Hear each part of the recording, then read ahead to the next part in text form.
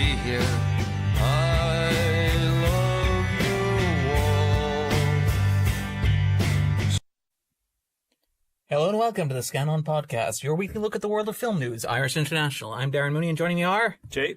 And Ronan, hello. So we're going to talk about the usual. We're going to talk about the top 10, the new releases, and the weekend film news. But we're going to start with what we normally do. So what have you watched, Jay? Well, I haven't been on in a couple of weeks, so I've been a little bit... The printout is pretty hefty, I have to say. It's a stack.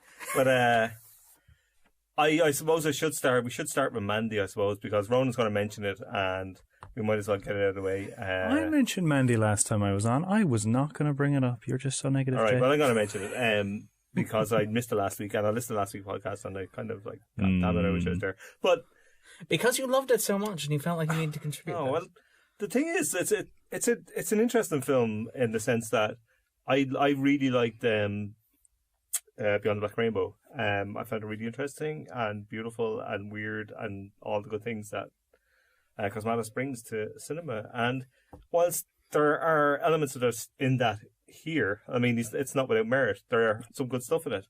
The problem is, he is not deliberately, and I mean this, he's not deliberately doing Cage a disservice, but he is doing Cage a disservice here.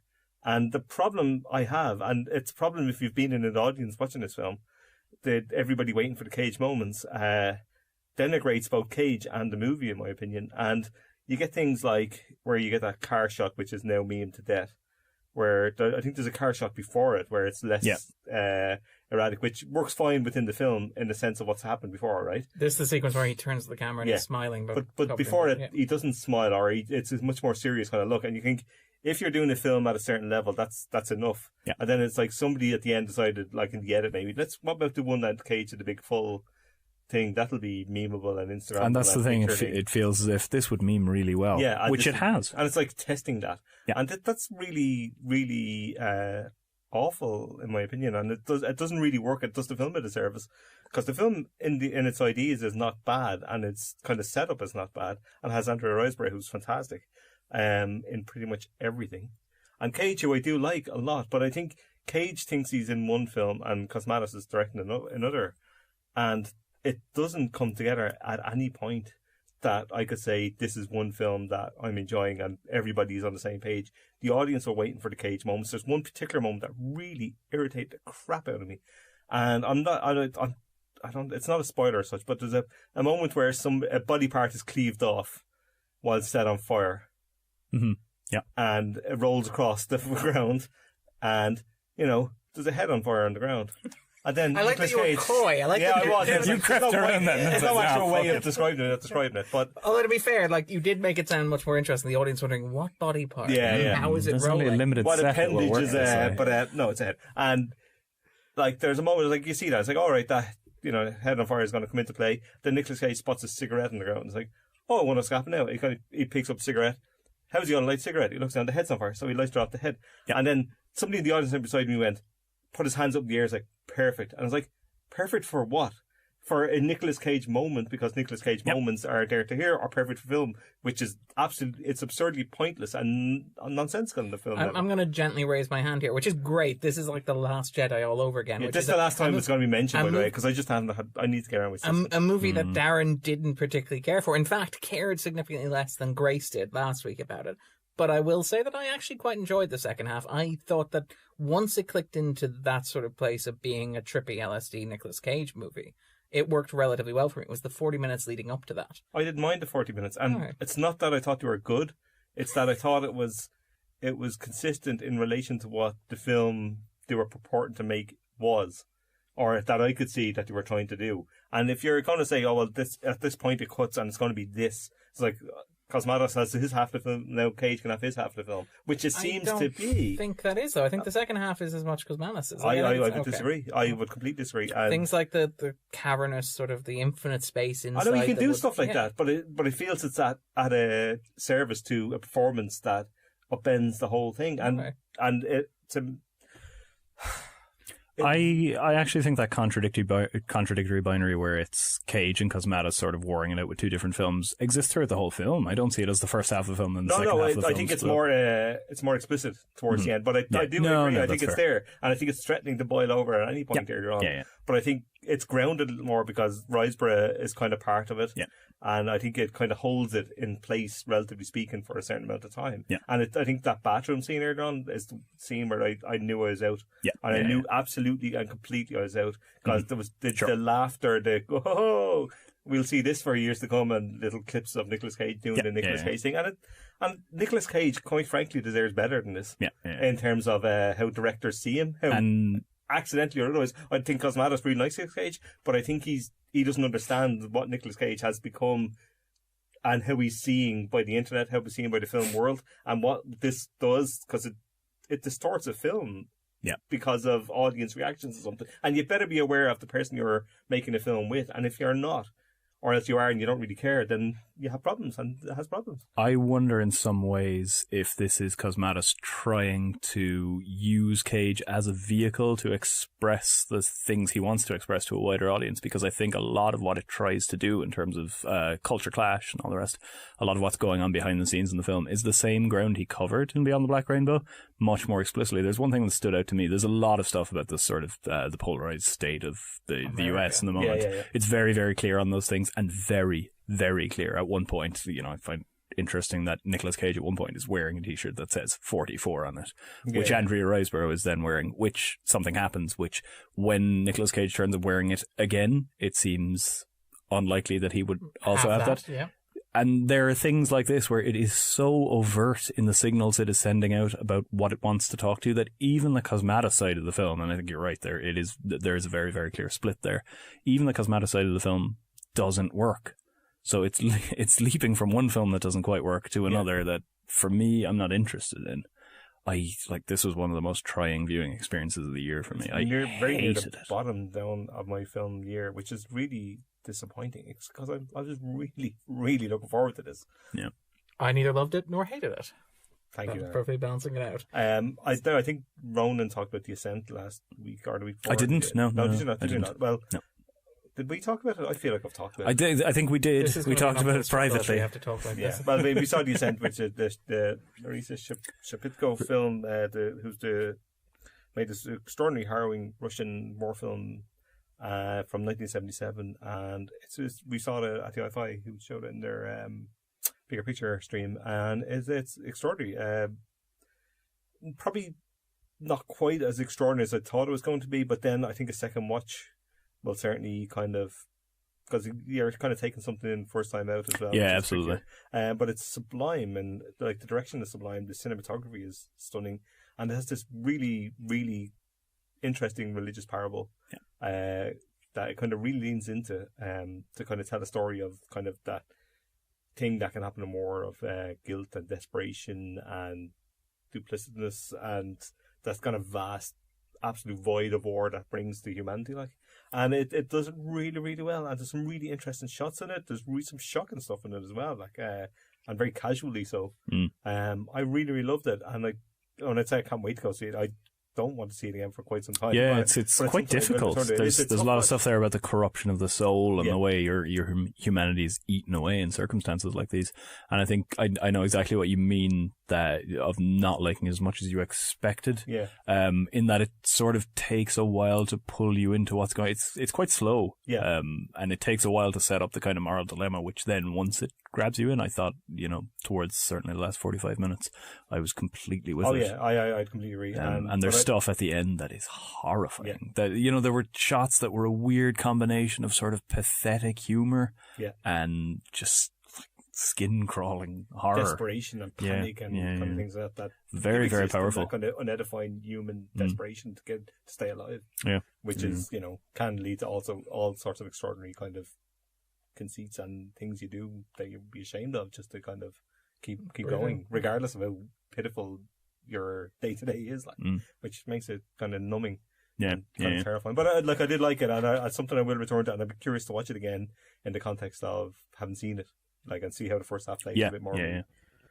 I'm going to very briefly mention the Fast and Furious Tokyo Drift and the J Cinema experience because, lads, what the We hell are you- still working on this, people. Yeah, it's happening again. He's and sort of Tokyo drifted off it's course. Jesus, this is bad. Could you blame him? I mean, this is It's terrible. like This, to be lads, clear, is the it's no- only Fast and Furious film I believe Ronan has seen. Correct. Okay.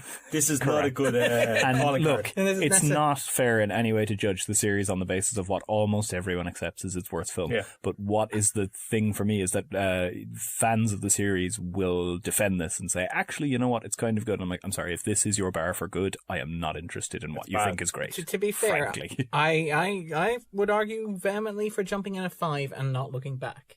But I've we heard had that this from a few conversation. people, and I'm willing to try that. That's We've had this fine. conversation. But that's not good in terms of series, which I get as part of the point of why I'm watching the goddamn things. And I will get to 4, which apparently is as bad or No, near 4 enough is as bad, just depending on who you 4 is ask. dull. Oh God, how could they be dull? And you don't describe this as dull? Good Lord. The floor is moving under us. Right, Constantly shifting. I'm not going to spend much time. I will get to the 4th and 5th one soon Okay. and cry some more, but we'll see. Once you hit 5, the thing just goes like a rocket. In fact, 5 was my first Fast and Furious film because my second, because I think I watched the first one back in 2000 when it came out. And First one I 99 when it didn't came out. mind, actually. Yeah, well, the first one is weird. It's not bad. It's a really weird progression. I know we're going to talk where this is like the J Cinema experience sort of thing, but it's weird watching it evolve from this sort of small, grotty, like end of, fin de cycle sort of like millennial anxiety, sort of urban wasteland western into But I like the that Rock, part of it. in a Jeep yelling at Vin Diesel in a sports car, having it out macho a macho. And it's kind of superhero movies with cars. Yeah. And it's kind of interesting to see that progression. The only issue is that, it means that in the middle of, like, in around about 2004, 2005, the whole thing gets a bit lost when American blockbuster cinema's like, so what are we doing now? Yeah. But see, this is the progression of something that's lasted, 18 years now Yeah. and going? Like, so it's an ideal vehicle for something like this. Yeah. It just doesn't mean I'm going to enjoy it. That's the problem. And I haven't even got to the goddamn Adam Sandler Netflix films yet. Yeah, I mean, Jesus. the MCU hasn't arrived yet. Christopher know. Nolan's Batman hasn't materialized yet. This is the wasteland This of is a blockbuster weird, cinema. innocent, Period. strange time. Like, Yeah, this is like after you had the sort of star-driven, like Tony Scott 90s blockbusters oh, that I how think we all missed them. love. Oh, God, and how sort we of missed them.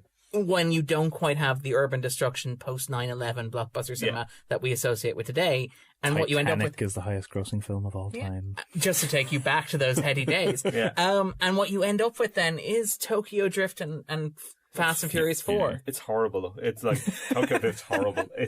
There's literally no redeeming features. It is. It's dreadful. It's so bad. I was glad watching characters die, which I am almost never am. Like, I was like, oh, thank God he's got up like ball of flames, whoever he is.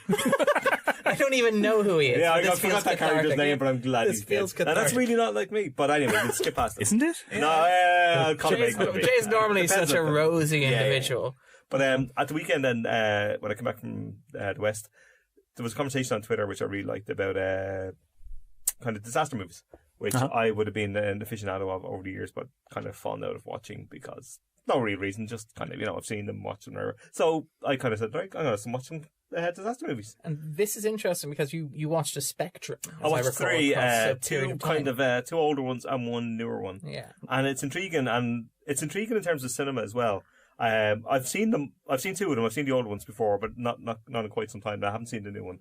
But I started with the Terror Inferno, which is it's the extraordinary high concept, and again, this 21st century high concept. In the 21st century cinemascape, this seems like, and particularly with Skyscraper coming out, this seems like an obvious kind of film. But like in the 70s, we're still in like new Hollywood cinema. Yeah. Like, I mean, this is 74. Like, this is in the midst of like Taxi Driver and wherever coming out, and they're still kind of like, what can we do? Irwin Allen Starry put ensemble, massive, starry ensemble, like, and also Terror Inferno has Steve McQueen and Paul Newman, which never hurts. Has O.J. Simpson, but anyway, Is it Bing Crosby? Fred Fred Astaire. Apologies, Fred yeah. Astaire. Sorry. And Robert Wagner and various other people like that.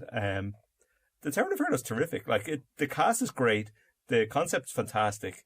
Technically, in a way that films where it's all practical. So there's obviously no CGI. No CGI, but most of it's practical, kind of in camera kind of stuff. Like, and it works tremendously well. And honestly, and I've said this before, and there's no real replication for, if water is coming at you, it's actual water coming at you. Like, It matters. Like, I think it matters. And I'm an old fogey maybe in that regard, but I really like it. And I'm not totally against CGI. CGI can work really well depending on the film somewhere. But CGI can. It's just, doesn't work if you're going for verisimilitude. Yeah.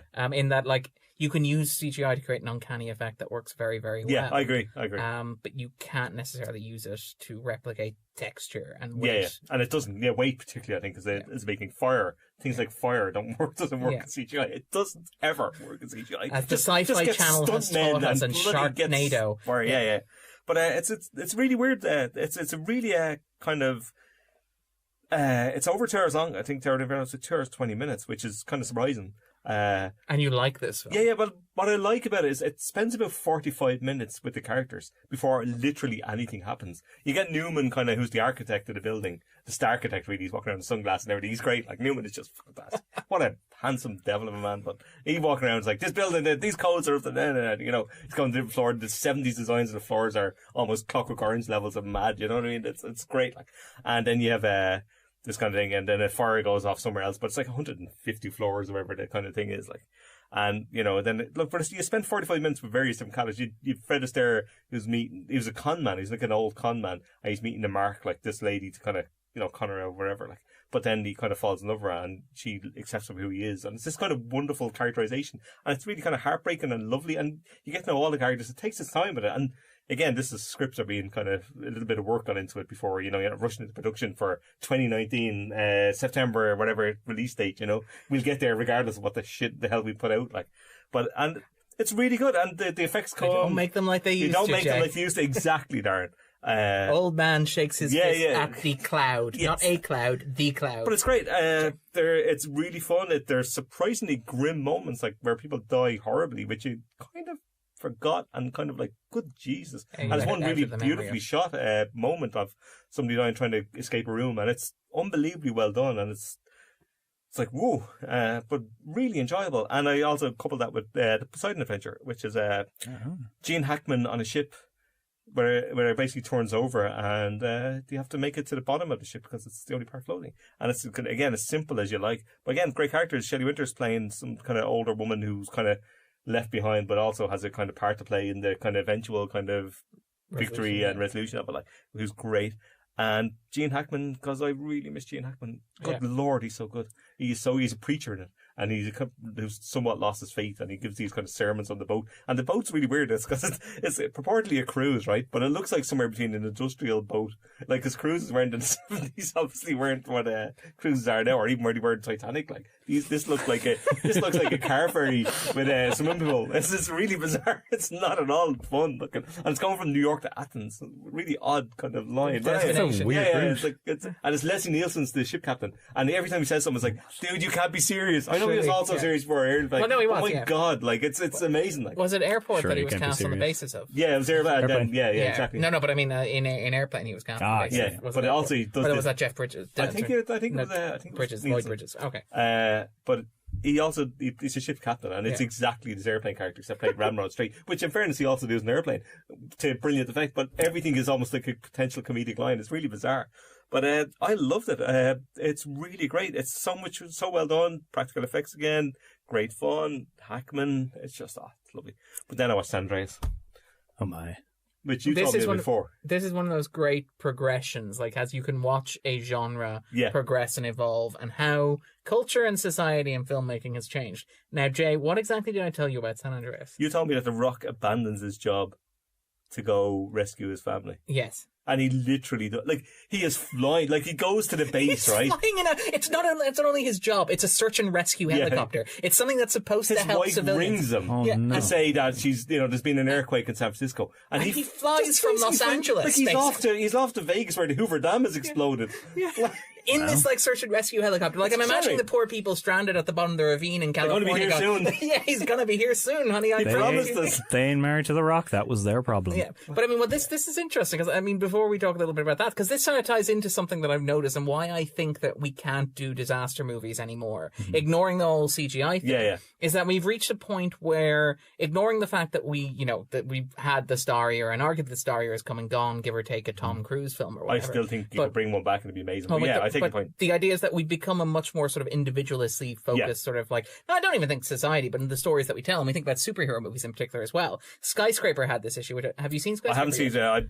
I shouldn't though, should I? You put me off it, and you're generally genial. It's not as good as San Andreas, and San Andreas is not good. I didn't mind San Andreas, but I take your point. But it's because you can't really have these sort of ensemble dramas anymore. You have to have like the leading superhuman heroic character who drives the narrative and is the audience. When did that change? Did Die Hard change that essentially? I wonder if Die Hard changed it, or if it's a logical extension of like the combination of the superhero movie. Maybe, it's that side by side kind of thing. That sort of thing. Yeah, no, you might be right. I mean, it's something where you no longer about. care about the buildings that Superman's smashing through. You just care about Superman smashing through the buildings. But I like San Andreas a bit. Like the character work is almost non-existent and cliched, right? That's fine. Yeah. But the female characters do have agency. They do have like the daughter. It basically runs these two English idiots.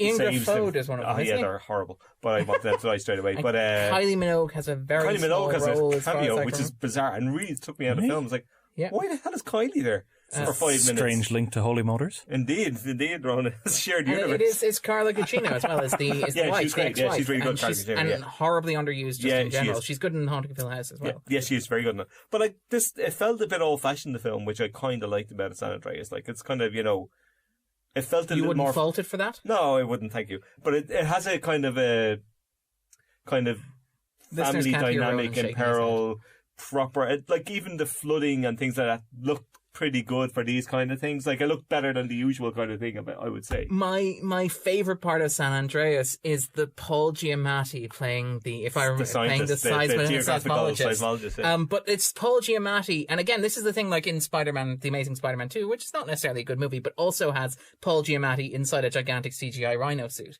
And like Giamatti has reached the stage in his career where he can do the smaller indie stuff. We talked about like like Private Lives and stuff like that.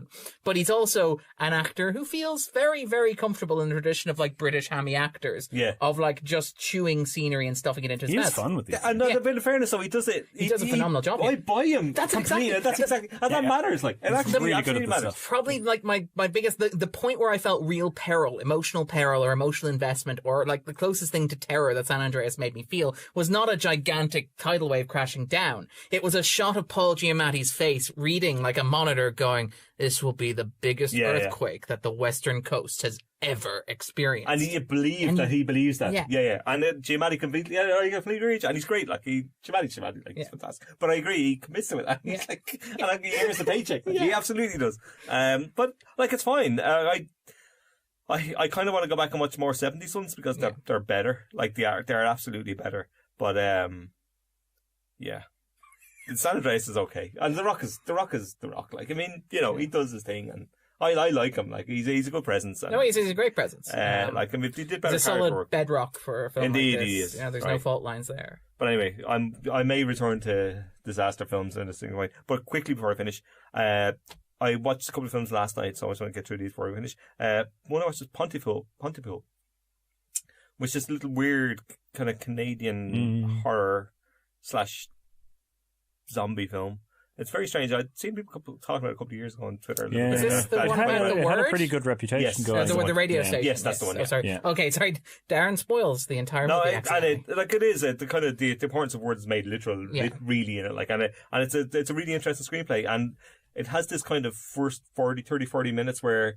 I like this. It takes its time with character work. It's essentially a three-hander. It's like the two women characters are the kind of studio producer and kind of tech person, and then this guy is the kind of Jack Daniels into his coffee kind of radio host, and he's quite good. The three of them are good actors. It starts kind of ratcheting up quite well. Really interesting, and you get a sense of the terror going beyond the walls. Without actually seeing anything, which I kind of like. It's actually difficult to do. For low budget. It is, and it's good screenplay. It's smart about conventions and understands the kind of that ratcheting up terror. The only problem, to some degree, is that it kind of has to come past that a little bit, and then you get kind of that kind of Captain Exposition scene where it explains the kind of the whole basic concept, which you didn't really need, and a lot of those films don't need it. There's so many films. I remember watching Citadel, which I really liked, the Kieran Foy film, has this scene of excruciating 10-minute length where you explain exactly what's going on, which killed it. It absolutely killed it, and absolutely unnecessary, completely and utterly unnecessary. And it does similar here. And the control of the film then kind of gradually slips away. But there's still fun to be had within those scenes. So I kind of liked it. But there's some issues in the second half. But the first half is really, really interesting and really well made. And recommended to see overall, I would say. Yeah, this had a very good reputation on Twitter a couple of years ago, as you say. I'm not as keen on it as you are, I think. I had a couple of problems. I think it is very, very impressive the way it manages to create that sense of outside terror from inside sort of tension. But I think it drops the ball towards the end. I it is probably agree. I think it gets away with some of it, but it's a pity because there was a lot to like in it. Like, there are lots of things to like in it. And it's one, and I looked at a director who's made like 12 films since. Like, really? he's really prolific, low budget. And this is what, 2015, right? Or no, 2008. It is 2008, and he's made like 10 films since, I think, including one a couple of years ago. And it's somebody whose films I like, a low budget filmmaker who's knocking about, because I'm always curious to see if their evolution or whatever, like if what their preoccupations are, that kind of stuff. So I might try catch a couple of his sort of. I think it's something Declan MacDonald or Douglas MacDonald, somebody or other. Anyway, it's A. MacDonald. And finally, I'll just finish. I watched Kimmy The Treasure Hunter last night, which is a film I've wanted to watch for years because A, the concept is barmy and really interesting, and B, I heard a lot of really good word about it, and I missed when it came around first in 2014, I think. The base plot is it's a young Japanese woman who is bored of her life in Tokyo. Her parents kind of, why aren't you married? Her boss is an asshole, and she's obsessed with Fargo, the film, and she watched it on a VHS constantly. And this is the urban legend, isn't it? Yes. She believes, well, depending on what you read, she believes that either Steve Buscemi or the character is that he's buried the money in and put the little red kind of trowel on top of this, and that's actually in Minnesota somewhere. Yeah. And she's kind of centered a kind of her future and the idea of getting away from everything on this. Yeah. So at a certain point, about half an hour, 40 minutes in, she makes her way to Minnesota by various means, and it goes from there. And this is really interesting in the sense that it's one of those things when somebody pitches you a concept, you go, Christ, that sounds amazing. Yep. Because it is potential to be anything. It can be a comedy, it can be a tragedy, it can be a kind of delusional kind of piece, it can be eccentric, it can be black comedy, it can be anything. Like, where you want to go with it is where you want to go with it. Like, and it doesn't really work, unfortunately, for me. Go on, Darren. No, I was going to say, I have qualms about this because have you seen it? I haven't seen it. I know the story it's based on, and I believe there is some suggestion that it wasn't the story that people told, that it was an actual suicide. Oh. But again, that doesn't impact upon the film. Interestingly, there's some issue of the story you're telling and what you're doing with that and the way you're using a true life story, and I think that does play a part in it. Yeah. And there's something interesting in that, regardless. There's an early kind of half hour where they and this is the thing with screenplays, right? The thing with screenplay is like everything has to go from A to B to C. Yeah. Like, you have to get the character to here to here to here in your film. How much you bury the instruction of how you get from here to here is how successful it is, in my opinion. Like, you shouldn't see the joins, like, you know what I mean? Relatively speaking. The invisible hand. You don't. The invisible hand is very visible here. Like, the reasons and the kind of growth of character and stuff, it's extremely clunky. Yeah. And you get to a point where, all right, we'll get to here and we'll see what happens. And then we go to Minnesota, which is, we've seen Fargo, we know Minnesota. Yeah. It doesn't seem to kind of vary from the Coen Brothers version of it, in terms of characters as well. There's kind of stuff that you suspect wouldn't really happen and doesn't really happen. But then maybe that's part of the whole, if you see it as a viewpoint, maybe the world is a little stranger, and that's fair enough as well. And that's fine. But there's a real lack of character depth. Like, the girl, the main character that's in it, she's obviously struggling either with depression or mental health or some sort of variation of that. But it doesn't really get in under that.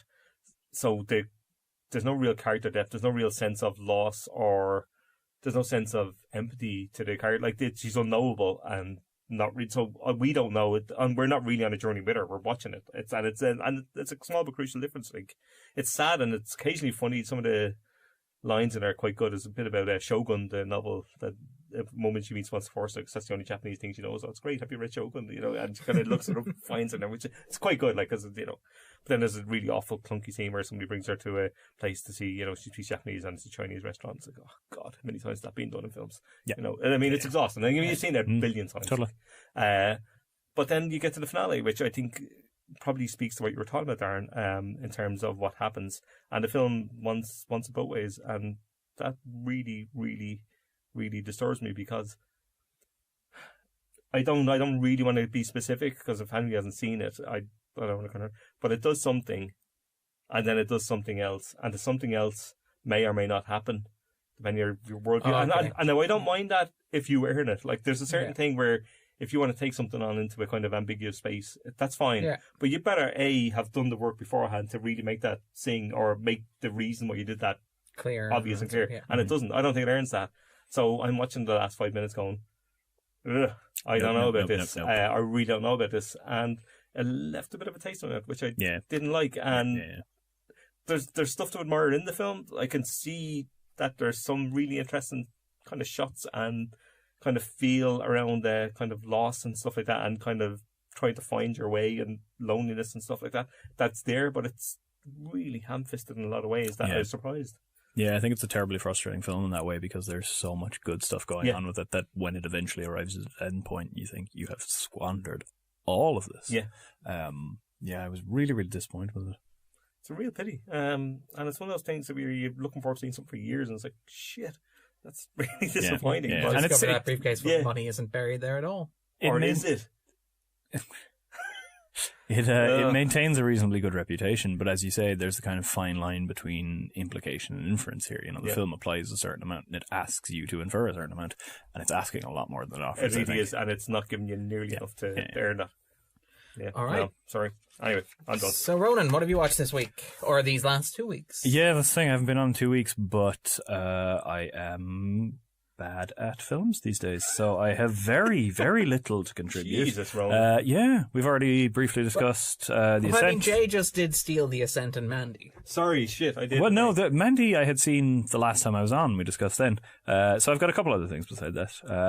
Fucking in Love, which is a great title. That'll catch your attention. Very hard to market, though. Yeah, absolutely. Well, it's French and extremely Indian documentary by a filmmaker called Justine Pluvinage, who essentially she broke up with her boyfriend of, not sure the exact time period, something like 10 years. She had essentially been with this guy for her entire adult life, was in a relationship from the time she was 18 for 10 years after, broke up, and sort of set out with a camera to New York City to explore life as a single person. There's a lot of sex in the film, a lot of sort of casual sex, and exploring the boundary between sex and love. And that's something I'm always interested in any kind of art form, but especially in cinema, the way that films approach this. You know, what is it we look for in connections with other people? Is it just a physical contact? Is it emotional, an emotional connection? Is it what happens when those two things combine?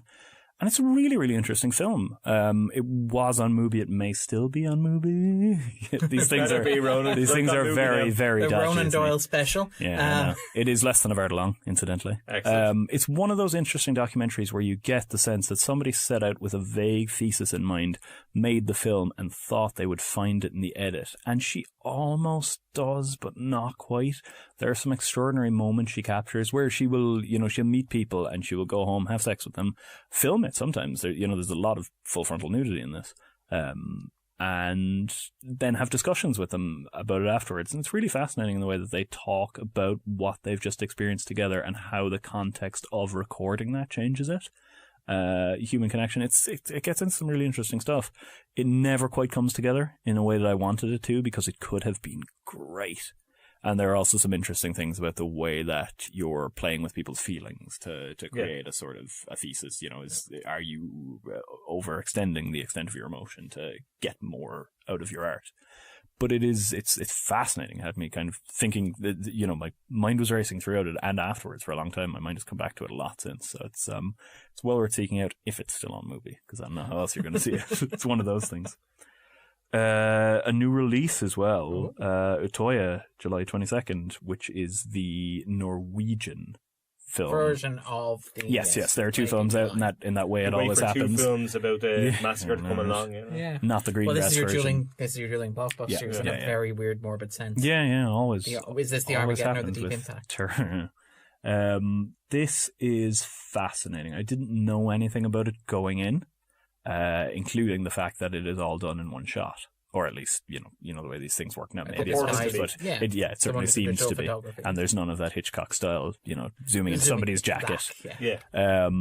It is technically very impressive in the way it does that. It looks as if it may have all been done in one shot. I haven't done too much reading about the reality of it. My problem with a film like this is the intent behind it all. So there is a sort of post-film pre-credits roll of text that tells you, the attack took this length of time, this many people died, walking through all the things of that, emphasizing the sort of reality of everything you've just seen, which of course is the point of a one-take film, to play with the idea of reality and show you, to work with tension. I think that's what Hitchcock was getting at with Rope, certainly, and what a lot of filmmakers have done since. There's a fantastic Colombian film called B-52, isn't it? I can't remember the name of it, but it's a woman has a bomb strapped to her neck, and the entire thing is all in one take. It's absolutely astonishing. You can do great things with that. The thing about that was that it was a fiction. Yeah. Based on certain real circumstances. This is dealing with something which is very real, very raw, and very recent. Yeah, recent I think is a major part of it. Yeah, recency plays an enormous part. And now there are all sorts of stories about the sensitivity of the filming. They consulted extensively with survivors of this massacre.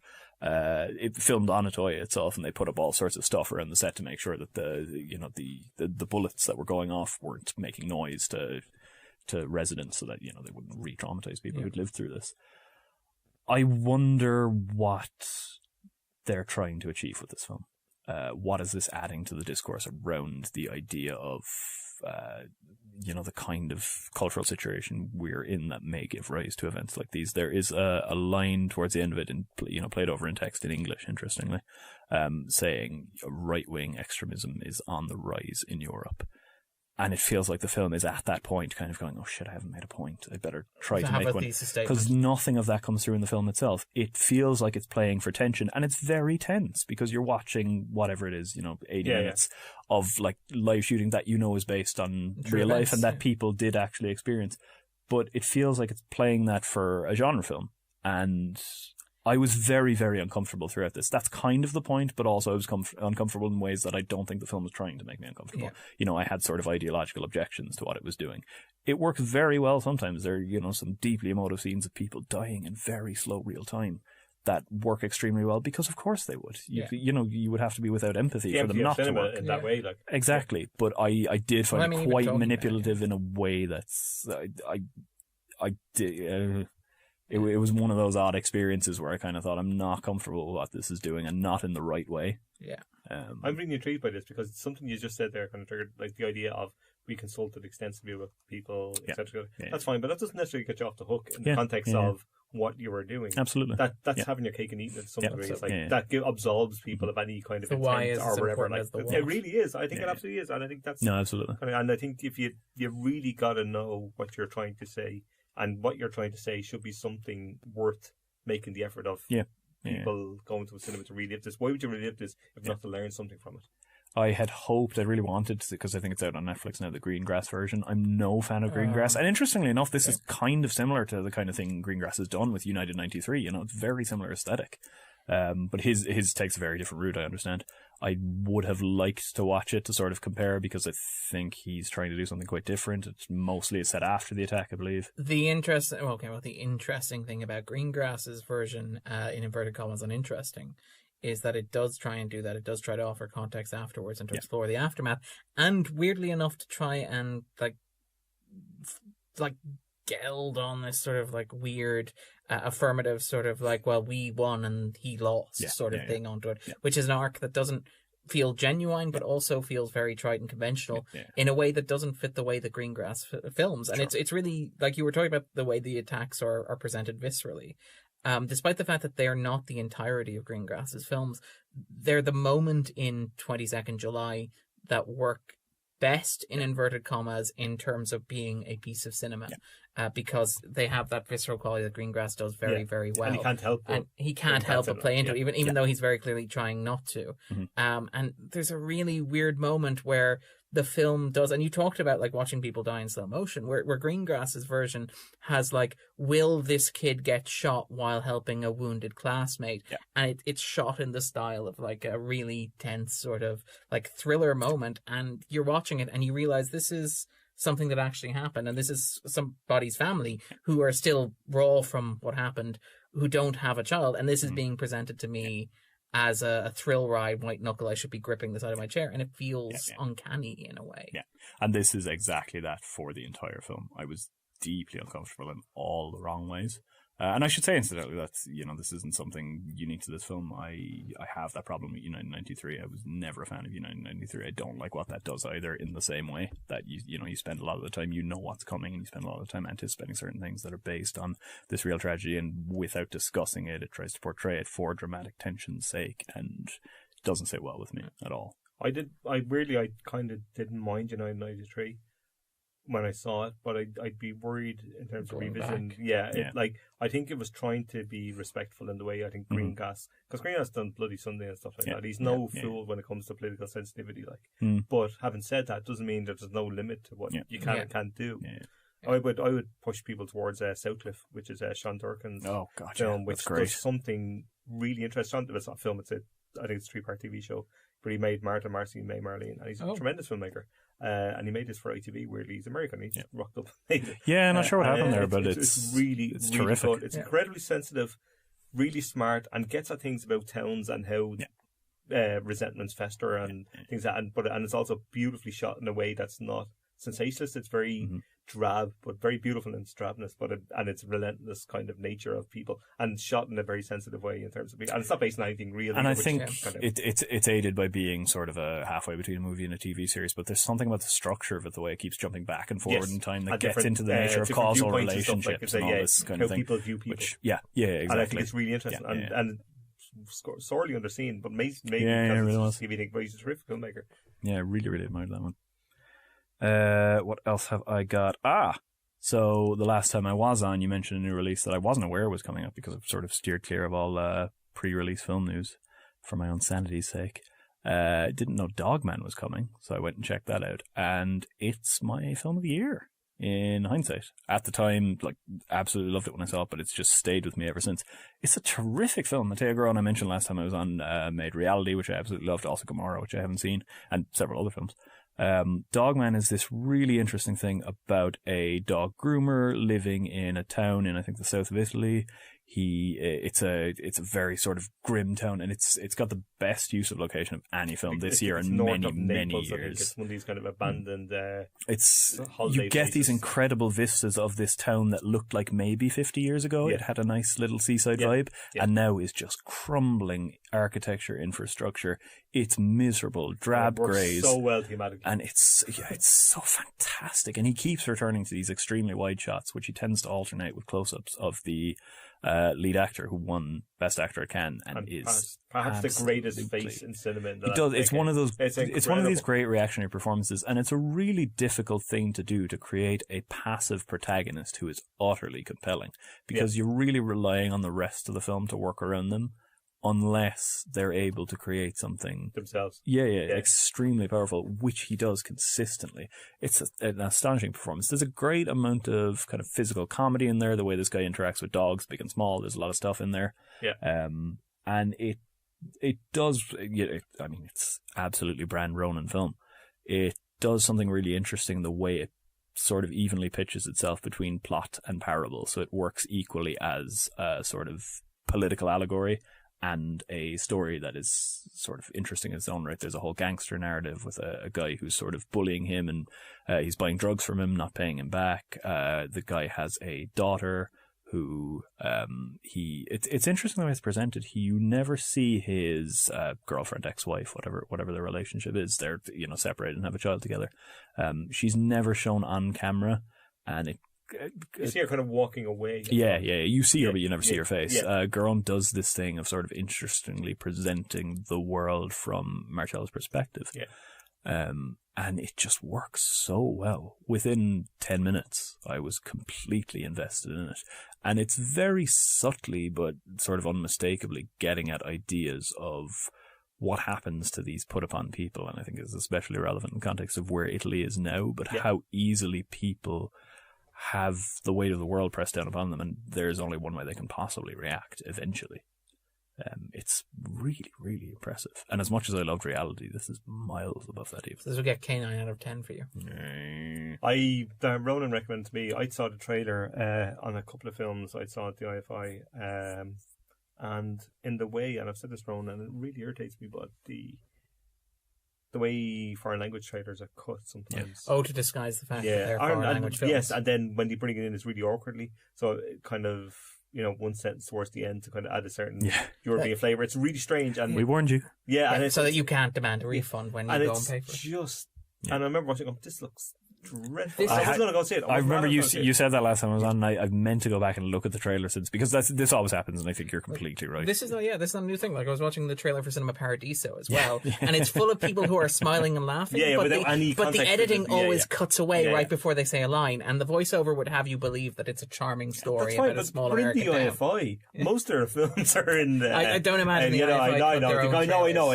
But it's the cinema networks of Europe. Like, they're all... This isn't in the Cineplex anywhere. Like, exactly. This isn't in Cineworld anywhere. And it's just a real pity. I don't know, I'm not saying everybody else would have been put off by it. I probably wouldn't have seen it if Ronan hadn't kind of basically kicked me to go and see it. Yeah. And it's in my top 5. I think it's in my top 3 here. It's brilliant and harrowing and beautiful and funny and strange sort of desperately violent and funny. It's doing so many things at once. I get this rare thing, and it happens every so often in film, but not very often, where 20 minutes after seeing something, I kind of really want to see it again and quickly. And that rarely happens. Because it does feel as if seeing it again in the context of seeing everything, you'll pick up new things in it, and I'll definitely be revisiting before the end of the year. It's really, really impressive. 2 other things to quickly get through. I saw a very, very good Irish short called Hazardous Materials, which may be coming soon to a festival near you. Shot in Galway. It uses the Galway locations brilliantly, as well. Jay knows they're fantastic. It's kind of, you get these incredible opening scenes that are cast against these Galway vistas at the bay. It's nice, interesting, about 15-minute short with no dialogue. Well, there's sort of background dialogue, but it's entirely visually focused, and it is this nice little visual metaphor. It's somebody going around in a hazmat suit, but it gets at really nice ideas of social anxiety. Really impressed by it. There's a lot of good stuff in there. Well worth watching out for if you can see it. I think it may also be coming to an online platform near you soon. We will flag if it does. And also, last time I was on, I meant to mention something, but I didn't because it wasn't on my letterbox list and I have no memory. Ronan is the youngest of the podcasters. But the oldest in spirit. I know. I was catching up because I'm miles behind on Unbreakable Kimmy Schmidt.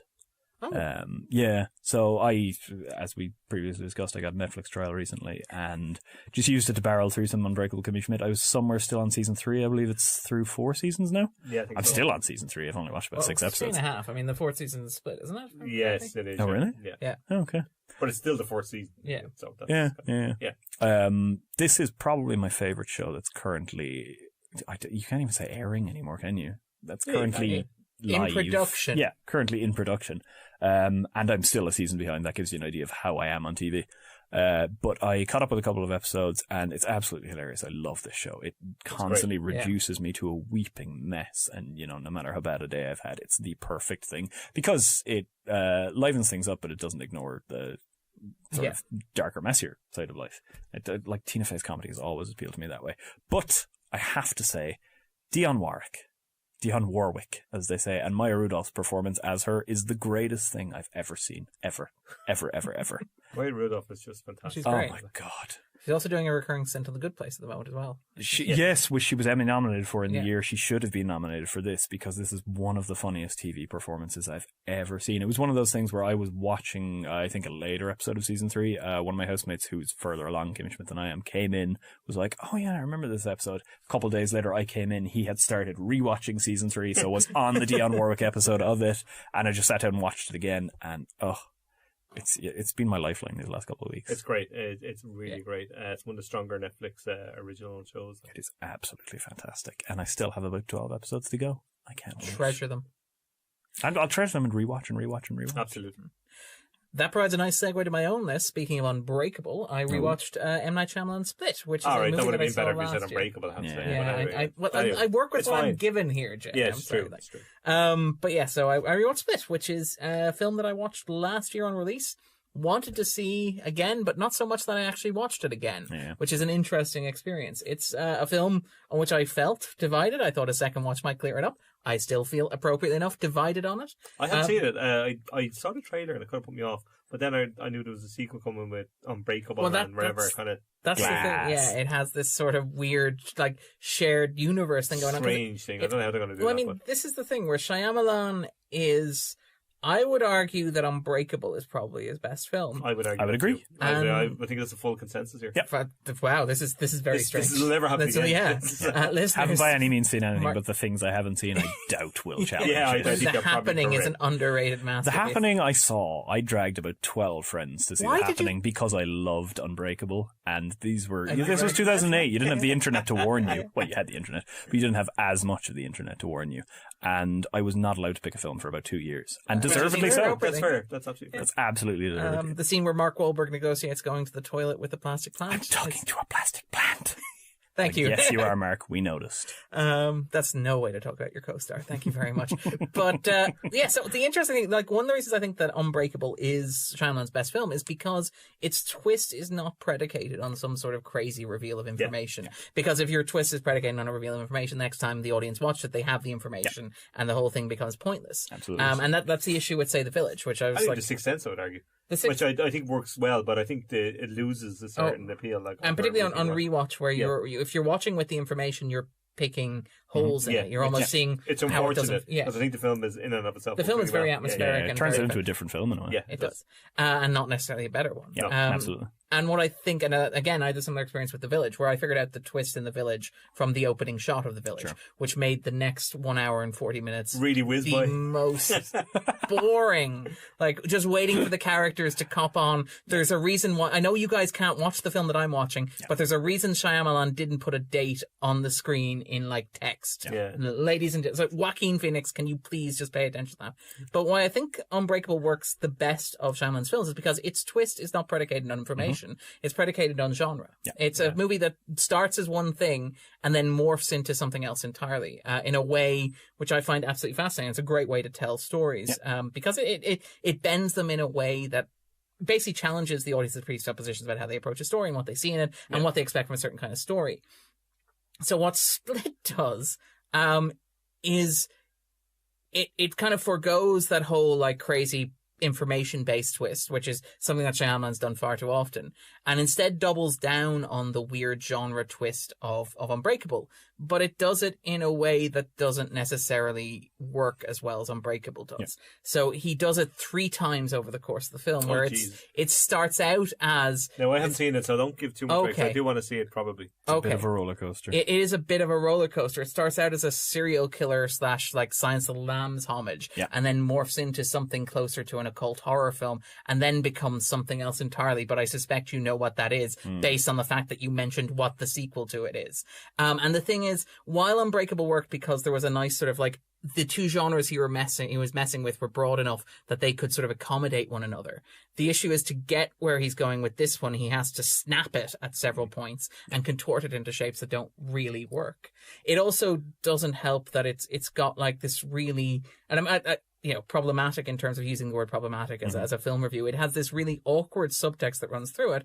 And it's not the multiple personality thing, because obviously McAvoy plays a character with dissociative identity disorder in a way that isn't how dissociative identity disorder works, which is grand. Like, this is one of the things where it's like the concept of the movie is so insane that if you were to argue that it's a problematic representation of mental illness, it would require you to take it seriously in a way that the film doesn't. So I'm not, I don't really have an issue with that. It's more the way in which Shyamalan comes back again and again to this idea of trauma. And he comes back to this idea of trauma in a way that rejects, to be fair to it, it rejects the way that most pop culture treats trauma, which is something that necessarily weakens you or diminishes you or scars you or defines you. And instead, but the issue is that he replaces it with something that feels just as trite and condescending and patronizing, which is like, there's a line where a psychiatrist character says, these people who are broken in inverted commas. We keep thinking of them as lesser than. What if they're greater than? And Shyamalan, like, you know, and that's a very life-affirming message. And, you know, I can imagine somebody maybe getting something out of that message. But the way that Shyamalan applies it is somewhat overly literal. In a way that it makes it seem like trauma gives you superpowers. Which is, he almost turns into a plot twist all of its That's own. exactly it. Isn't that twitched upon essentially in Unbreakable as well? There's a certain element to that. There is, but it's more subtle there. No, it and is. It's less for... perhaps because it has more room because he's not doing as much in there. That said, I will say that...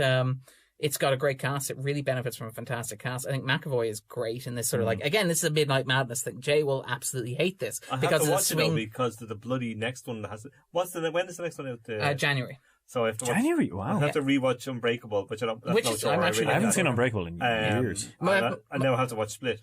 Split was a Mooney family movie night, and afterwards the immediate response from the family was let's watch Unbreakable again, which is always a good thing.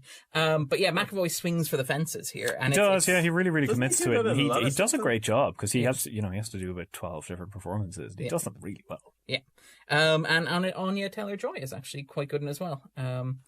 Which provides a nice bounce to the next film, which is Thoroughbreds, which was a first-time watch last night in Halloween because apparently it was recommended as a Halloween film. I've never seen it. It is not a Halloween film. Okay. I don't even know what it is. This is the one it screened at ADIF earlier in the year. I'm actually very disappointed to have missed it. It's Anton Yelchin's final film. Yes. It's basically, and he's barely in it, but he's sort of he's dominated coverage of it because obviously it's his last major role. But it's the story of these two girls played by Olivia Cooke and Anya Taylor-Joy. I had a very joyful weekend thank you very much, but who basically become embroiled in this way that, teenagers in movies, in particular teenage girls in movies, become embroiled in plots that inevitably result in sociopathic sort of plots to murder people. Yeah. And it's a very good example of that sort of film. It's elevated by 3 very good performances and 2 great performances. So, like, the 3 leads are very, very good. I would argue Taylor-Joy is maybe the weakest of them. Cook is phenomenal, and Yelchin is very, very good in a very small role. It's good actor, Yelchin, though. I like him. He's a nice presence in anything I've seen him in. Yeah, he has this sort of, like, weird warmth. Like, I think warmth is right. I think that's right. He never feels like he should be leading a film, even when he's leading a film, which makes him somewhat relatable, which is, like... I'd probably agree with that. I kind of, he's one of those people, and this sounds like an insult, and it's not, but that I barely noticed until he was gone. If you know what I mean, like he's kind of had an understated presence, which I like in an actor, but then I probably didn't appreciate it as much. Then. I mean, one of the things about the movies that he's in, and I think, like, I'm very fond of Fright Night, for example, and Green Room would have been my second favourite movie of 2016. I know that we don't share that opinion, Jay. Yeah. But one of the things about him in those sorts of movies is that he finds himself functionally in the role of a lead character, even though the character he's playing is fairly bland and generic, but he finds a way that you don't resent the fact that you're spending time with him, which is quite remarkable given that the character is the least colourful part of the film in question. So he's very, very good here. It's interesting. It has a lot of interesting things to say about class. Obviously, as you might expect, it's very much about these sort of like, there's a sort of a rich family, or, a rich family, slightly less rich family element to the relationship between the two girls, and sort of the dynamic that plays out between them. The title Thoroughbreds, obviously. It does suffer a little bit in its third act, where it sort of takes a turn that it needs to take in order to get to the conclusion that it wants to reach. It's sort of helped a little bit by a nice coda that's very smart and very knowing. Okay. It's very wry, it's very funny. I would wholeheartedly recommend it if you are a fan. I think that Joe Griffin has referred to it as Haneke's Heathers.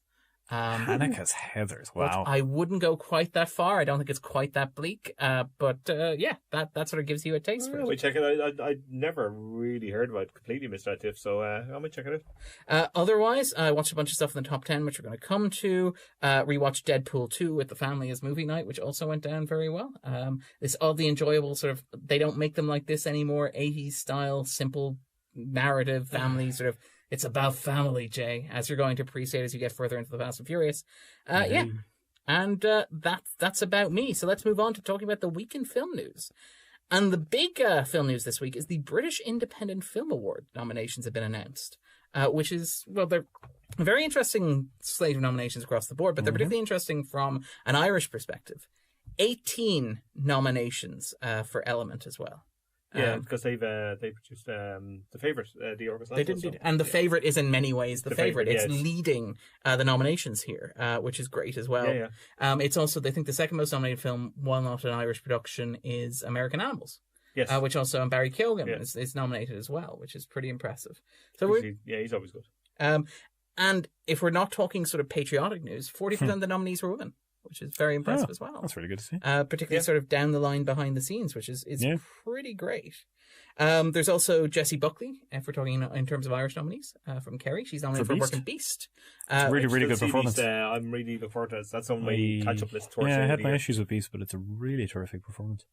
So it's a really, really, really good list. And it sort of it demonstrates how well we're sort of punching above our weight, sort of production distribution wise. We're coming for your prizes. Yeah, that's it exactly. Now, if only we could change the BAFTA Breakout Brit The Award. Breakthrough Brit. Yeah, award. Which, oh my, let's not. Let's not get involved in that. Ireland is not part of Britain. You mean Britain's Colin Farrell, right?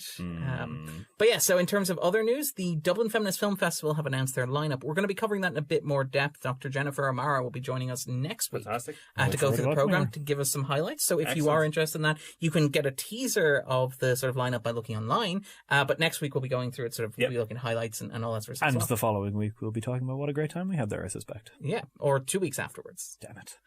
Good. It was lovely. It was lovely. Done there. Lovely You're thought. very lucky. It was. Fucked up the execution. Yeah.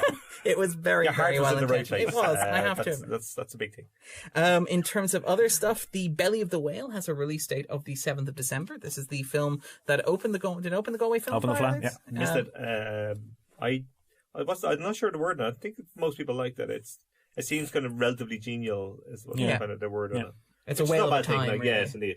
But I haven't seen it. I didn't manage to catch the flab, but Word Around Town was really good on it. Cool. And then finally, we're going to talk about a little bit of international news or global news, really, if we're being hello. entirely honest, because Filmstruck has been struck. Yeah, which I banged on yes. about a little bit over the last. Smokely has banged on about how great it Very, is. very subtly mentioned that you had a...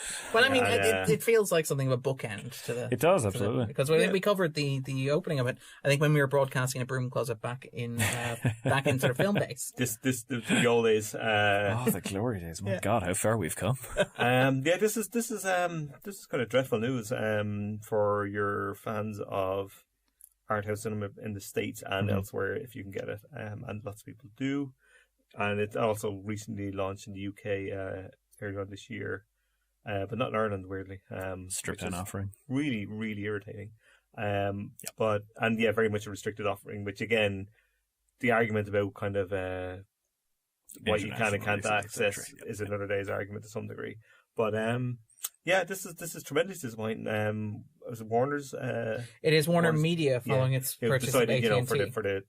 I can only imagine the minuscule amount of money it costs to run Filmstruck out of their multi-billion-dollar enterprise. Decided this is where the cut should be, which seems to me foolhardy at best and absolutely Plain old awful at cruel. worst. Like, I mean, It should be noted that this is part of a larger pattern, apparently, at Warner Media. Sure. They cut Drama Fever, which is a video-on-demand service geared towards Korean cinema, on October 16th. Super Deluxe, which was a youth-focused digital TV brand, was ended a few days later as well. so everyone that's And I mean, this anyway, is... but I bet you there's about 500 reality TV shows that are running full steam ahead. Well, this is very much it as AT&T have announced their plans for HBO, where they're hoping to grow the base very much in terms of a Netflix model, which had people absolutely terrified, because HBO is considered like a boutique television. Yeah, it's prestige, but carefully curated. That's kind of exactly. prestige. And apparently AT&T are just going straight for the quantity approach. Yeah, well, it's interesting. We discussed this with yourselves during the week, but Matt Sites had a bit of a Twitter rant about this earlier in the week when it was announced, and he would have been very black and white on piracy and not pirating any materials in the past. He was pretty much a zealot on it, I think. Very much so. Pay for your media, etc. So that's a fair enough message and all that. But he got quite angry and kind of annoyed about that. Studios and companies do not care about how much you care about film. They do not care about the film they own. They do not care about the film that are sitting around in vaults that you may or may never access, which a lot of stuff has, and they'll just carelessly whip these things away from you on a whim or on a small cost-cutting exercise. And he was of the opinion that consumers are now probably have responsibility around being historians. And if you can get hold of films that are hard to get, you should get hold of them, and whatever means possible, because they may disappear, and films do disappear. We talk about it as if we're talking about the 1940s. Films in the 90s have disappeared. I've no doubt films in the 2000s will disappear. And they disappear for many reasons, like legal disputes about who owns it, copies go missing, a couple of things turns up at festivals, got warmly received and disappear. Yeah. I read an article about it recently, I think it's a film from 1993 that was I think it was at Sundance and was well received, and nobody can find a copy of it. They're sure somebody has it in a legal dispute, but nobody. And these things happen, and we kind of think they don't, but they do. And then there's also issues around kind of digital storage, which is problematic in terms of how much space is needed and how well we can count on it. Because this was the new thing, instead of storing celluloid, which was kind of, much more difficult in theory. But the issues around storing digital is difficult as well. I mean, this is worrying for the future. And I mean, I'm not going to sit here and advocate every part wherever they want, but I will say I think he's making a very valid point about how people view media. The people that generally download films are huge consumers of films, and I think it's not a black and white issue, and it's a really interesting one, and it's interesting to see where it's will go in the future in terms of, and we can include Netflix and various other media in it. Netflix generally don't have any old films for the like bar a handful. Pre-1960 is a desert. Practically nothing. And like, well, I mentioned the oldest film I could find on Netflix a couple of months ago was Phase 4, I think. Yeah, really. Yeah, and I mean it ebbs and flows. Some months it'll get better, and I think you have a couple of foot slang now and stuff like that. But but it is always the same small crowd. Yeah.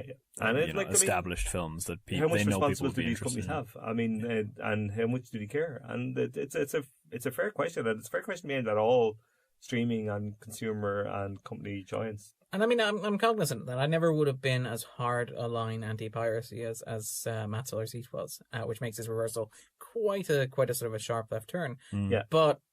I mean, we all know, I think, people, for example, who would have studied film in college, who would have studied Nollywood films, where they wouldn't even be available on DVD or whatever, and therefore it would be impossible or infeasible to get a physical copy of them. What I'm wary of is things like, because they aren't easily available in print, justifying pirating, for example. Like, I mean, you can find a lot of material if you're willing to look and willing to pay in physical media for, you know? Yeah, but you get into a question then of willingness to pay, yes, but also ability to pay. Yeah. And, who then has the ability and the right to look at our history, and where does our history come from? It's interesting you mentioned sort of college syllabus. I would have had a list of films that I could have written about in, say, Italian neorealism, and everybody winds up doing The Bicycle Thieves because that's the one that is there in the library, whereas you can't go off and find something, even, something like... Tudia Casa or anything like this, anything that's slightly lesser known, because it's much easier to get something else, and you get to a point where we're talking about the same things over and over again. Everything else gets pushed away forever. And what do you contribute then to the discourse around it, particularly in academic kind of studies of it? I agree. I did a couple of years of film studies, and again the same articles, the same assignments play out because every college has 8 copies of X and very few copies of it, and that's. Availability for universities as well is a similar thing. It's not just to people, like there are problems, and again, it's geo-restrictive is a huge part of it. I mean, I've talked about the Filmstruck availability of stuff. It's something that's really incredible, and I paid for a Filmstruck. I'm paying for it. It's not. I mean, you can argue the geo kind of restrictive kind of thing if you want, and I don't really care, but you can argue it if you want, as whether you should or shouldn't do it. But I have access to that because I'm paying for it. They're offering that service, and I'm paying for it. Yeah. More people should have availability to those kind of films and be able to pay for those kind of films. Yeah. The reason why a lot of people pirate is because of restricted availability for a lot of films. And I mean, I agree with you. I mean, there's no restriction availability of Black Panther. You should pay for Black Panther. I'm not. Yes. I'm not. Yeah. No, I know. If there is an easy route to pay for something and you choose not to do so, I think that is much more. I mean, you're talking about like check copies of DVDs that you can order off Amazon if you're willing to look, for example, at these films that you can be prohibitively expensive as well. Right. Like for not like I mean. I could probably afford to throw 25 quid at something, but not everybody can. And if you're on, say, a scholarship in university and you want to write about something, or this like, or just can't afford to buy films because you want to watch them. I mean, and if these services like Warner's are going to start their own streaming site, which may or may not incorporate some part of their sort of sharing film structure. But what's going to happen, like the whole streaming thing was like, you break free from your TV and your movies. Now it's going to be like 15 or 20 different streaming sites doing exactly the same thing. With different content. And it's madness. This is the kind of movie TV world not quite catching up with where people are. And this is and I imagine it will eventually. It's just going to to push piracy more and more to the fore because they don't learn. Well, I imagine that it will eventually. Like a model where every studio has its own streaming service is unsustainable because people are not going to pay €8 for each one individually. But I do think, and this is interesting, we talked about this with Niall, who is increasingly like an absent voice in the podcast, but is still present. He still exists, people. He's still alive. We have him in a cupboard somewhere. No, he's busy being it's a tall cupboard, though, in fairness. He's busy being an adult and responsible person.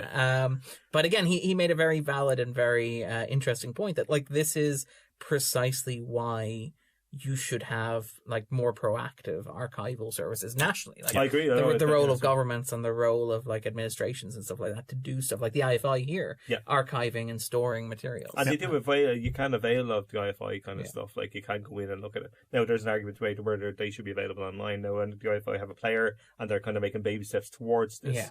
But there's no point in having there is a point in having an archive, of course there's, but there's no point to some degree if nobody bloody sees it. And you get into the point of what is our national cinema. Ronan has talked before about like Bob Comerford and filmmakers like that, Joe Quinn. They're impossible to see. They're impossible to see. Like you see, like this. I think it was argued before. There's like this handful of Irish female filmmakers that made 3 films, and ones of the older ones you can't get to see. And this is, to me is madness. If you're not going to release them a DVD, which may be a financial reason why they're not going to sell or whatever, it's not worth it. Probably there should be some method for me to view them and to pay for them. And to pay for them, absolutely pay for them, and you go towards to keep the archive and all that. And that's absolutely fine. Yeah, be extremely happy to do that. This is not only an international conversation. This is a very much a local one as well. But it's deeply worrying across the board in that regard. Well, it's these kind of things you lose. You lose the history of Irish cinema or the history of Nigerian cinema, as the case may be. Those are the kind of things that get pushed out. You're never going minority to lose interests. Exactly. In contrast. All right, then. So on that cheerful note, let's move to something that will hopefully sort of play into this conversation about the preservation of film for generations to come. The top 10. Yes. So at number 10, we have, interestingly enough, the Met Opera again, 2018. They were in last week as well. It's remarkable, isn't it? Yep. This week they're in with, I'm going to ask Ronan to pronounce this one. La Fanciulla del West. No, del West, presumably. Well, got it in one. Well done, everyone. Well done. Wrap it up. Call it a day. Noticeably, nobody asked me just to say. Nobody will pronounce it. But it is available on Live Highlights from the Met, Volume 1. Excellent. But I'm sure it's wonderful. That is at number 10, earning a total of €18,000 from a single screening, which is quite impressive. Jesus. What is already paying in bottles of champagne? This is remarkable. A runtime of 240 minutes as well. I'm out. 5 bars, like. That's 4 hours of opera. But for that length of film, you have to charge twice the price, so that's less impressive that it made that much money. I'm not sure that that's works how it like that. That is, I'm not sure that you I'm pay sure for... it's 30 quid easy. Isn't this, the digital age, you're no longer paying by the foot of film. Pay by the pound. At number 9, and I haven't seen this, and I really want to see this, and I'll hope they get to it over the weekend, it's The Hate You Give, directed by George Tillman, the adaptation of the young adult novel. I'm kind of keen to see this too. I don't know if I'll get to it. I've heard good things. Most people I've seen that watched it liked it. And like a lot of people seem to like it, and I've actually heard a few raves as well, which is always good. Particularly for a film like that, given its subject matter. At number 8, Venom. Is that still around? Yeah. Do you want to guess how much it's earned to date at the Irish box office? More than will make me happy. 1.2 You're million. correct, Ronan. What? 1.2 million. Higher. Jesus, 1.7 million. 1.4 million. Closing, it'll be on 1.5 million by the time it's gone. The other question would be, though, has Grace seen it by now? These are the questions. Next She's week probably watching it live as we're recording. Speak. I'm fascinated. What did Faces Places make? Not enough. It's the correct answer. Less Not than enough. At number 7, it's First Man. Yeah, it's all right.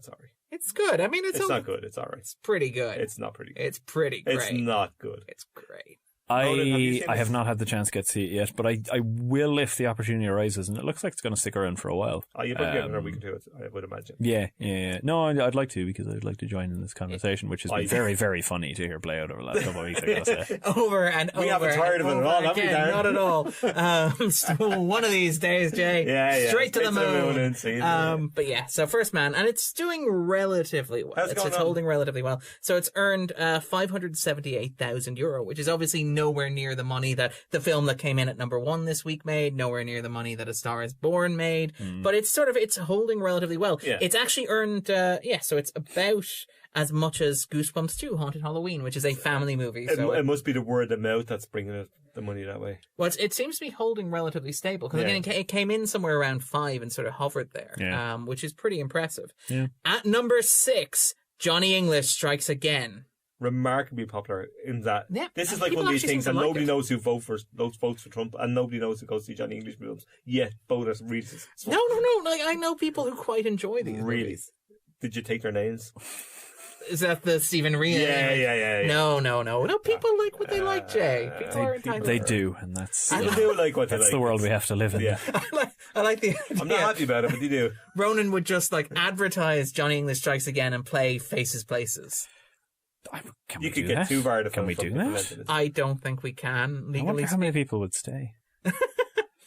They just keep waiting for the Johnny English, and it's only It's 80 a long minutes. trailer. Yeah, that's it. It's only 80 minutes long. So by the time it's there you ended, go. they've realized, they haven't All realized. right. You could almost stick Johnny English Strikes Again on afterwards and just play it as like a really extended pre-credit sequence. There you go. Yeah. I didn't see how it tied into the plot, but I'm Sure, willing to why go not? with it. So at number 5, it's Goosebumps Haunted Halloween, which is also holding on relatively well. I have not seen a Goosebump. One or Silly the other. singular Goosebumps. I saw the TV show back in the day. That was fun. Yeah. Okay. I might have been too old for it. At number 4, it's Smallfoot. It's the usual agreeable silence. Niall has seen it. Niall Yeah, we have a silence. Nile proxy We vote. do it again. Well done, Niall. Yeah, Good work. see? He's Taking one for the team. yeah, Quite liked it though, right? yeah. He really, really quite liked The word it. is good, yeah. Yeah, don't know if he related to it as somebody who is also very tall, but yeah. So no, it's apparently quite good. Yeah. As far as children's entertainment goes. At number 3, it's David Gordon Green's Halloween. I listened to the conversation about it last week.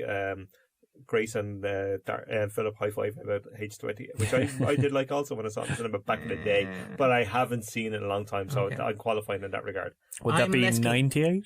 Yeah, it would Was be, it about Resurrect? 20 Okay. years ago. Yeah. It'd be 96. I thought that Well, I'm just going on the 20. it's not the one with Coolio. I've only seen the original. Okay. Don't go. There is a Halloween movie with Coolio in it. You say that like I might go to it. Tell me you're not tempted. Ronan, you should watch no, Halloween no. 3 Season of the Witch.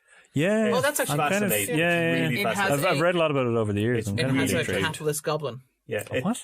Yeah, you're in. it's So- very strange. Hello. It's very anger-inducing for people who was expecting Halloween. Yeah. It's really interesting and fascinating. I saw it a long time ago, and I always mean to rewatch it. It's fascinating. I like those things in these series Yeah. that are just complete anomalies. Yeah, me Yeah. too. Well, yeah, that you can't account for. And I do like that Halloween 4 was like, just ignore that. Yeah, I know Grace wasn't fussed with this, so I wasn't going to go. I absolutely don't see myself getting to it. I Me too. watched sort of half out of the corner of my eye last night, about half of the first Halloween. I'm kind of struck by it's never been a film that I've held very dear. I like it a lot. It's very impressive. You know, it works very well. And You don't have to backpedal. No, I I know, know. we were No, talking not earlier at all. on, Not at all. and the Like, fact that- it wouldn't trouble my top 50 horrors of all No, time. same here. Like that. But it's also, I was saying to Rowan, like, I think its influence is probably bigger than its kind of reputation, if you know what Absolutely. I mean. I think it casts a huge shadow over horror films since. But I'd agree. I don't think it's like top tier in the way that, say, The Exorcist or The Shining would be for me. I would strongly disagree with one of those. Well, yes, okay, that's fair but, enough. no, I really, really like Halloween. I think it's Me fantastic. too. It's No, I something- really like it, but I just don't. I think wouldn't quite be of at it. all precious about it. So I'm kind of open to the idea of a new one. Except no, I'm busy. every night. Yeah, I quite liked it as the person on the podcast, as the token representative. I quite liked it. I think that David Gordon Green actually does a wonderful job in terms of direction. It's the first time the franchise has felt actually directed since Right. the first Halloween movie. And I mean, you guys talked about like you maybe Like, weren't Gordon can direct, so, maybe yeah, weren't as yeah. impressed as I was with the first Halloween, but the wonderful sort of like those static shots that sort of It's Carpenter beautifully does, where shot. the, Yeah. I'm not arguing with that. Like, it's where the shape wanders into Yeah, yeah. and out of, and like the sort of the way that he positions his jump scares in a way that very few directors since have been It's, able to. it's like Absolutely. almost inventing the cinema language, like Yeah. and that's where its reputation grows. I think. At number 2, A Star is Born. Do people want to guess either how much this earned this week or how much it's earned in total? Over 2 million. Yes, I would you're well over. this week- Going higher. assume. No, okay, keep going higher. 2.8, Keep going. 3.2. This week, Keep going. No, not No, this week. Jesus. Yep, 3.3 million euro to date at the This Irish week box then it has office. to make Because it decent earned out then. 450. What? It earned 450 this week. Close. It earned 395. Ah, There you go. Pretty it's impressive. solid and holding, is it? Yep. And so a star is not just born, but glowing brightly in the sky, apparently. I haven't had the chance, but I will get to it before I do to First Man because I'm more interested to see this. I wasn't That is definitely a choice. fussed with either of them, but I marginally You're prefer Fonder of Star First Wars. Man? I'm much fonder of First Man. I- Although, to be honest, Yeah. I've seen A Star is Born 3 times, and on each of those 3 times, its flaws I've been willing to look How many past. times have you seen First Man?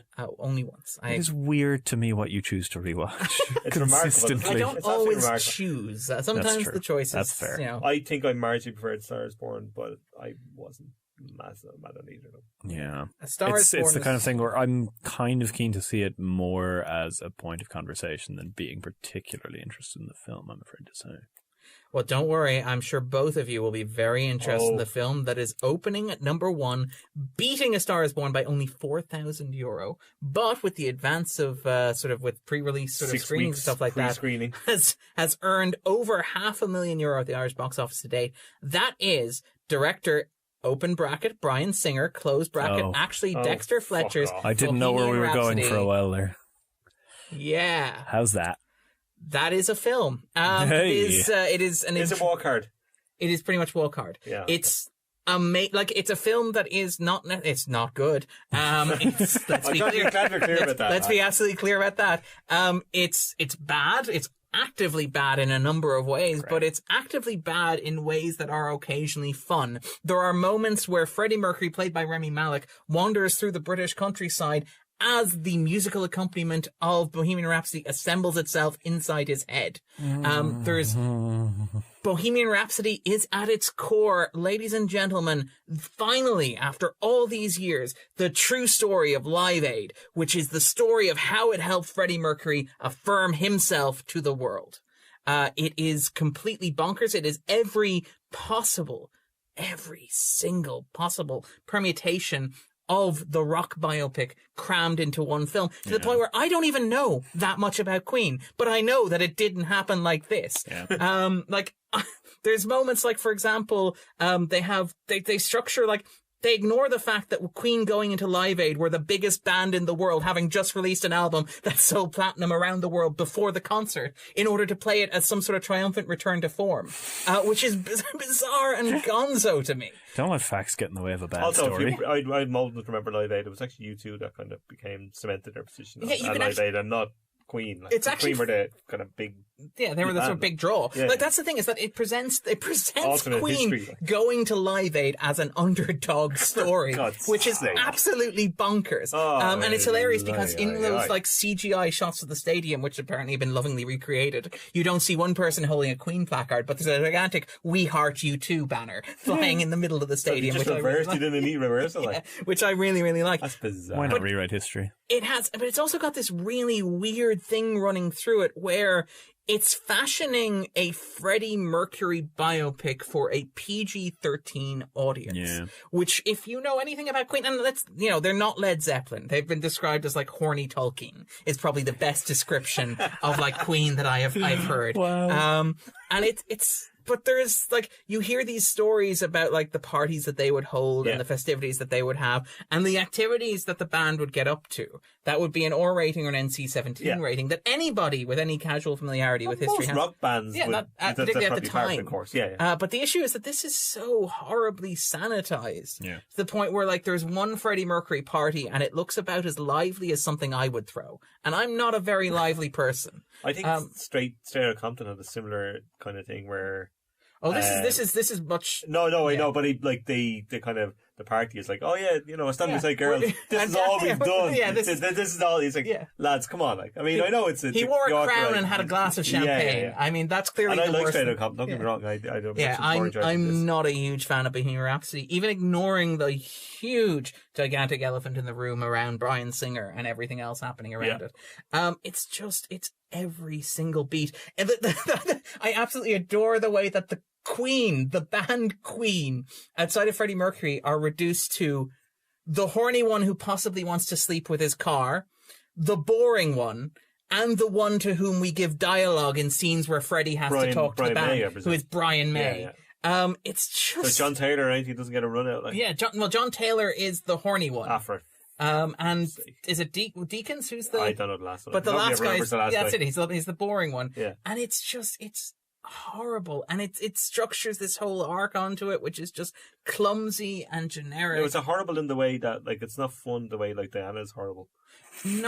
It is occasionally. It occasionally sort of blurs. You couldn't have that fun. You could almost have that fun in scenes like Freddie Mercury wandering around, like assembling Bohemian Rhapsody. Oh, it's Princess Diana, actually. Because they were friends. Interestingly, that's what I mean. They're just shared universe. I would happily bring Naomi Watts back for a cameo. That would be amazing. As opposed to her she's doing nothing else, quite right. Yeah. I don't think there's nearly enough incest in this film. Oh God, that would be amazing, though, wouldn't it? It would be. Shit, if I was directing that film, you best believe there'd be a scene like that. There are lots of moments like that where Freddie's like, "Oh well, that would be a nice lyric. I should use that somewhere." They also play the songs like it has a great soundtrack. It is a Queen movie. It has a fantastic soundtrack. But again, as somebody who doesn't even know anything about Queen, it plays the songs out of sequence. Oh, no. It plays Under Pressure in the middle of 1986, and you're like, no. Also, the thing about it's very difficult, and loads of kind of biopics of bands have tried to do it, where you're trying to see the creative process around songs. Oh, how it's idiotic. And remember the Doors film does an absolute cringy one that, leave me, I've almost got this, and then you go walking on the beach and come back, I've got the music. It's like, good God, lads. I heard it in my head by looking A Star Is Born has a little bit of an issue with it at the start, like with the song. Yeah. It's clunky as shite. And Star Is Born is one of the better efforts of it, but it's still not great. It's like, lads, come on. No, it is. And it's full of those sorts of moments where it's like, gee, I wonder if I could use that in a song somewhere. Yeah. Like he plays the piano riff for Bohemian Rhapsody, upside down while conversing with his wife. And he's like, I should use that in a song 7 years from now.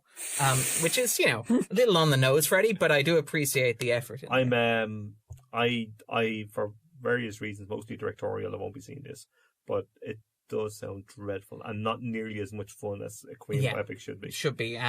That said, the soundtrack is amazing. I went with somebody and there was singing, and there wasn't even singing at Mamma Mia. No.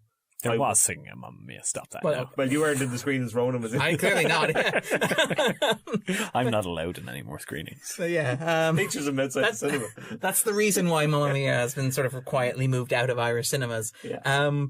So that's the top 10 as it stands. All right. Okay. Let's move into talking about the new releases. Hit me. And perhaps the biggest new release of the week isn't actually in cinemas. What? It is Orson Welles' The Other Side of the Wind. This is true. Which is releasing on Netflix this weekend. Although if it is in matinee screenings in London. Oh, and people are very happy about that. Yeah, they're like, well, I can't go to matinee screenings, I'm busy. It's like, you got screenings of a new Orson Welles film in the cinema. What more do you want for the love of Jesus Christ? Shush. Take a long lunch, take a day, reschedule your weekend. I'm going to watch it on my phone.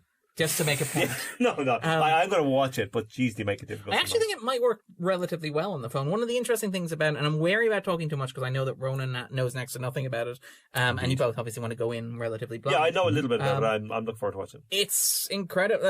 It's very relatively experimental, in terms of what I would imagine from 70s cinema. Obviously, shot over 6 years as well, so it's going to be a bit shaky in that. It is, but it's very much edited together. I think very few shots in the film last longer than 5 seconds, to pick an example. And in fact, the most dated element of the film is the film within the film, where this is the story of a director who's throwing a birthday party, but he's also premiering his latest film, which is also called The Other Side of the Wind, to add a little extra layer of He's very good at that, Wells, though. He's very aware of that kind of... Wells is undoubtedly F for fake and stuff like that, and all that sort of stuff. Even War of the Worlds. Everything he did is kind of always has this sort of winky reality bending. I'm not terribly familiar with late Wells, but earlier I mentioned it in one of the podcasts a couple of months ago. One of the best films I've seen this year that's new to me is The Immortal Story, which I think was his last film that he completed while he was still alive. So I'm really excited for this. Exactly that kind of thing, of a sort of meta story. It's interesting because it becomes inseparable from the release mechanism itself, where it's intentionally a disjointed, uneven, all over the shot sort of thing in the way that Wells chose to construct it. And it's almost as if the fact that it's being released 40 years after the fact is some sort of gigantic Wellesian prank, he had it in a time release vault, and he was like the Ayatollah. The Ayatollah was like, okay, Wells, I'll do this for you. You expect a post-credit scene where he's pissed on champagne saying, "Thought you thought I was dead, didn't you? But the thing is, I'm actually directing the next Avengers movie. Niall made an interesting point today, and I think he's right. Wells would have probably welcomed a Netflix type thing. Absolutely. A, they would have given him money. And B, the idea of kind of disruption, and particularly around cinema and stuff, we would have been very on brand with. Like, well, this is the thing. Like, I liked the other side of the wind in terms of like just academically, in terms of watching. It's very, very I think it's clever. an important historical document. It's a fantastic historical document, but it's also a very well made film, as you might expect from Wells. It's very playful. It's very cheeky. The one thing that I didn't like about it is how and like, let's be honest here, it's entirely justified, but how incredibly mean spirited and angry and vindictive. Can we just say, though, mid-70s Hollywood, though, is entirely deserving of the scorn that he's... Because they were awful. Like, I can imagine Wells hanging around with, like, coked up Scorsese's and Bogdanovich has played a huge part in restoring this, right? Well, this is it exactly. But the thing is that, like, it's like... It takes a very clear pot shot of Bogdanovich. It takes many pot shots of Bogdanovich. It has, like, and this is the wonderful, like, Wellesian, like, this is the Wellesian, the level of Wellesian fuck-youry going on here. He creates a character that's based on Bogdanovich, who was originally supposed to be played by an impressionist Rich Little. And there's a wonderful story in They'll Love Me When I'm Dead, which is also out and very well worth a look. That's a documentary. That's a documentary where Rich Little talks about meeting John Huston. And, Wells saying, "Oh, you'll love him. He's an impressionist." And Houston goes, "Well, I like art, so we should get along very well indeed." I don't know why he sounds like a pirate when I do my Houston impression. I understood very well. But yes, but obviously Little dropped out. Bogdanovich steps in. Wells casts Bogdanovich as Bogdanovich in this. And not only that, when Wells was running out of like money and had to move into Bogdanovich's house and live on his own charity, he was shooting this film in which he rips the shit out of Bogdanovich in various ways, including but not limited to Bogdanovich's relationship with Sybil Shepherd. There's a very, very direct Wellesian "fuck you and your girlfriend too" in this film too, which is quite astounding. Like, it's astonishingly angry. And like, part of me admires the fact that Wells was like, okay, I'm going for this. He also has another, like, a Pauline Kael character as well, who exists gigantically to raise... So proper this is like Wells has a list, and he's working down it. And to be fair, Kael, again, let's be clear, Kael maybe deserves Wells' scorn. She famously, I think, argued that he didn't write the script for Citizen Kane, which maybe would justify you being so pissed off that you would do this. But he sure as hell directed it. Regardless of anything. But her insinuations were later disproven. And like, again, this is the thing where all of the anger in The Other Side of the Wind is entirely justified, but it just feels so bitter that it leaves a bit of an aftertaste. It's more interesting when it deals with stuff like masculinity. It has a lot of fascinating stuff to say about masculinity, masculine identity, and the relationships that exist between men, and that sort of stuff. And it's weird how much of it is still relevant today. I would imagine, particularly because, like, is this a 1970s film? Is this a 2018 film? Also, we get into the auteur kind of stuff as well, I would imagine. Well, particularly because it's not edited by Wells.